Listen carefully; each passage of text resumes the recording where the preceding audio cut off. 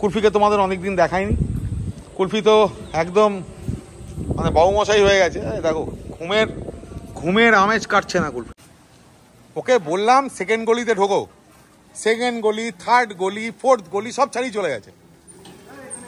ও মাঝে মধ্যে নিজের বাড়িও ফুল করে ফেলে। আবার নতুন করে এটাকে আমাদের যে নতুন স্টুডেন্ট, একবার হাঁটাও, ওদিকে হাঁটাও। এই বছর ও প্রথম কতগুলো পেট শো করবে। পেট শো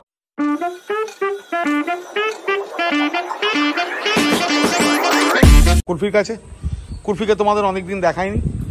কুলফি তো একদম মানে বাবুমশাই হয়ে গেছে। দেখো ঘুমের আমেজ কাটছে না কুলফির। এই যে ওঠো ওঠো ওঠো ওঠো, জাগো জাগো জাগো, চলে আয়। তো যাই হোক, এই যে ঘুমাচ্ছিল, ঘুম থেকে উঠে এসছে বাবু, সেই জন্য একটু হাঁটাহাঁটি করতে চাইছে না। আর যাক, অল্প একটু হাঁটাবো। যার কারণ বুঝতেই পারছো, আকাশে প্রচণ্ড মেঘ আকাশে, চতুর্দিকে এখন জল জমে রয়েছে। তো জলের মধ্যে খুব বেশি আমি হাঁটাবো না, অল্প একটু হাঁটাবো। আর হাঁটিয়ে এখান থেকে আমি চলে যাব হচ্ছে এফএমের কাছে। তার কারণ হচ্ছে এফএমদের ওখানেও অবস্থা খুবই খারাপ, ওখানে পুরো কাদা জমে রয়েছে। তা আমি এফএমকে নিয়ে ছাদেই যাব, ছাদে নিয়ে গিয়ে একটু ছেড়ে দেবো, দৌড়ঝাঁপ করবে। প্লাস দেখো ডগ শো করা মানে যে ডগদের প্রতিদিন গোল গোল রিং করে ঘোরাতে হবে, প্রতিদিন তাদের স্ট্যাকিং করাতে হবে, এটার কোনো মানে নেই। তাদের সঙ্গে খেলতেও হয়, তাদের সঙ্গে মিশতে হয়। তোমার আইকিউ লেভেলের সঙ্গে যখন ওদের আইকিউ লেভেলটা মিলবে, তখনই কিন্তু একটা ডগ উইন করে। যাই হোক, তো চলো আমি কুলফির এখান থেকে যাব। এই মানে খুব বেশিক্ষণ কোথাও আজকে টাইম দিতে পারবো না, কারণ যখন তখন আবার বৃষ্টি আসবে। আমিও হয়তো টাইম দেবো, কিন্তু এই দেখো কালো মেঘ কিন্তু আবার আসছে। তবে এই জায়গাটা ভারী সুন্দর, এই পোর্শনটা খুব সুন্দর। এই জায়গাটা খুব সুন্দর, ভারী সুন্দর। আর ঠিকের হাতে আমি এ কারণেই দিলাম, আমি একটু কথা বলছিলাম তোমাদের সঙ্গে, বহুদিন কুলফিকে দেখায়নি। তা ঠিকও বললো আজকে একটু কুলফিকে দেখাও। কুলফিকে তো দেখাই না এখন আর। আনলাম চলো কুলফিকে আজকে একটু দেখাই। দাঁড়া, দেখো এফএম এর কাছে চলে এসেছি, লিফটে নিয়ে উঠছি ছাদে। আর এই ওপরে ফ্যান চলছে, বিশাল হাওয়া। এই দাঁড়া, দাও দিয়ে দাও।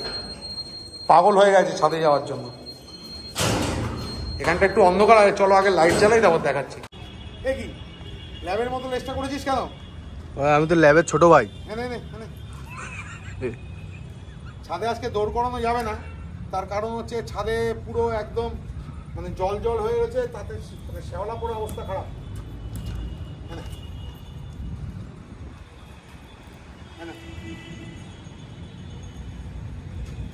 আমি ধরে দাঁড় করিয়ে দেখাচ্ছি কোন দিকটা, আমি দিকটা ধরে রাখবো, সেদিক থেকে রাখবো। অনেক ইমপ্রুভমেন্ট হয়েছে, বডি অনেক সুন্দর ছেড়ে দিয়েছে আগের থেকে, বডিটা খুবই সুন্দর হয়েছে আগের থেকে। স্টে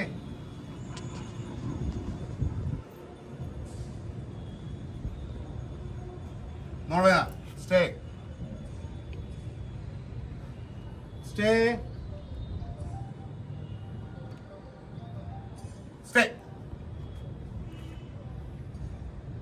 পাগলামি দেখো, ওই দেখো, এই দেখো,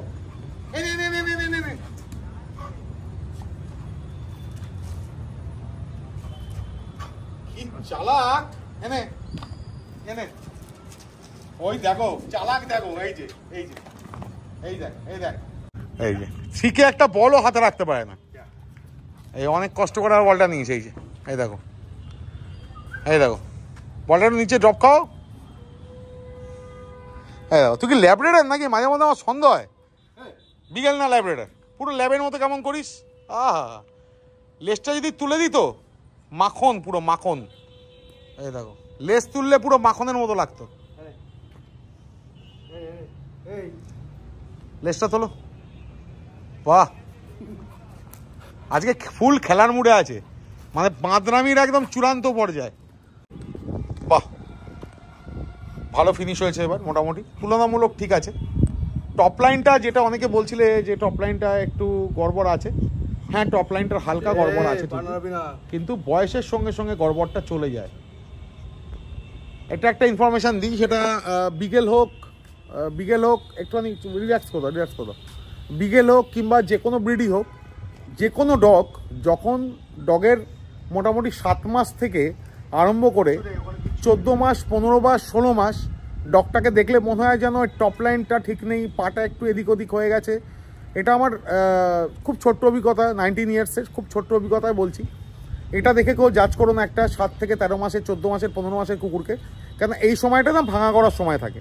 তো সেই সময়টায় কিন্তু ডগদের অনেক চেঞ্জেস আসে, বডি অ্যানাটমি চেঞ্জ হয়, অনেক কিছু চেঞ্জেস আসে। তো ব্যাপারটা হচ্ছে টপ লাইন তখন একটু বাউন্সি মনে হয়, টপ লাইনে একটু ডিপ্রেশন মনে হয়, এগুলো একটু প্র্যাকটিস দিতে দিতে আস্তে আস্তে আস্তে আস্তে কেটে যায়। জাস্ট নিচে আসলাম। আমার ভিডিওতে এখনও বলছি আমি, আমার কোনো স্ক্রিপ্ট লেখা থাকে না, কিছু লেখা থাকে না। আমি কাকিমার কাছে জিজ্ঞেস করবো, কাকিমা জয়দীপদার ব্লগটা কেমন লাগলো? আচ্ছা, আপনি নাকি আবার দিদিকে বলেছেন যে আমাদের এফএম হচ্ছে ইউরোপিয়ান টাইপ? দিদি আমাকে বললো কথাটা। আপনি কি করে বুঝলেন যে এটা ইউরোপিয়ান টাইপ? উনি যে বলছিলেন সেই কথাটা শুনেই আমি বলেছি। মানে আপনার তো তাহলে ভালো নলেজ হয়ে গেছে কাকিমা। না, তোমাদের সঙ্গে থেকে থেকে ওই একটুখানি যাক, মানে জয়দার ইন্টারভিউটার থেকে তো মোটামুটি মানে শেখার মতো। এফএমের কাছ থেকে আসলাম, এফএমের কাছ থেকে আস্তে আস্তে আর কি বলবো, এত জল, পুরো হলদিরাম ডোবা প্লাস হচ্ছে মানে ভিআইপি রোডে এত জল জমে, মানে চিন্তার বাইরে, পুরো জলে অবস্থা খারাপ। তার মধ্যে পাটাও গেল মচকে, জল ফল ঢুকে একাকার পায়ের মধ্যে, আবার প্যান্ট চেঞ্জ করতে হলো, পরে আসলাম এই যে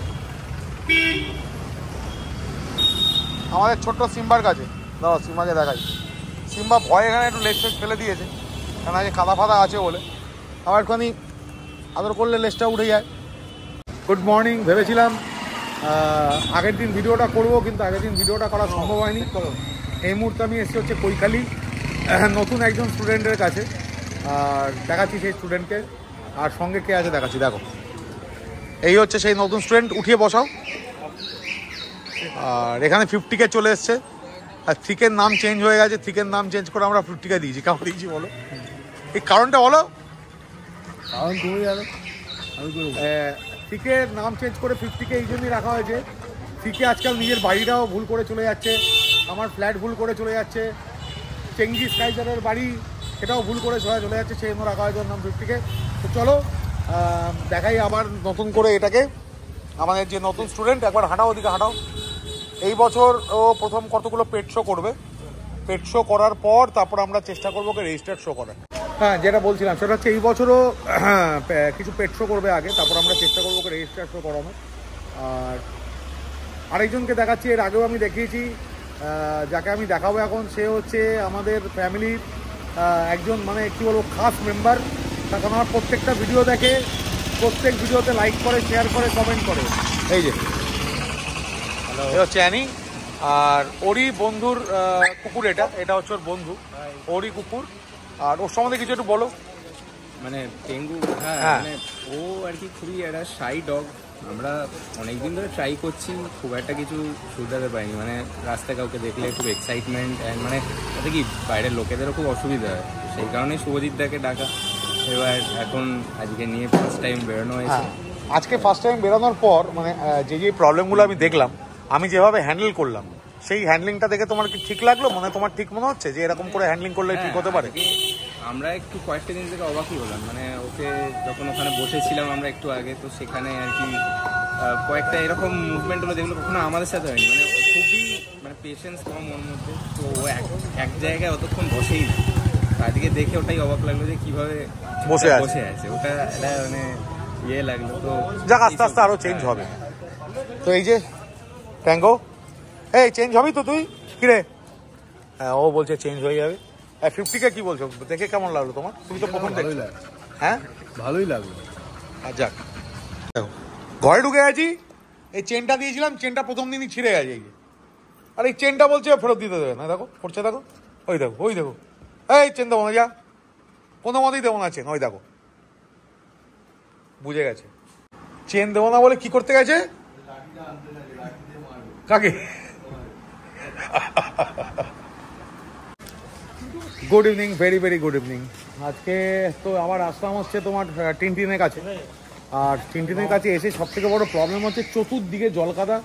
এই দেখো চতুর্দিকে জল, সব জায়গায় জলে ভর্তি, শুধু এইটুকু রাস্তায় এই চলে এসছে থেকে। ওকে বললাম সেকেন্ড গলিতে ঢোকো, সেকেন্ড গলি, থার্ড গলি, ফোর্থ গলি সব ছাড়িয়ে চলে গেছে।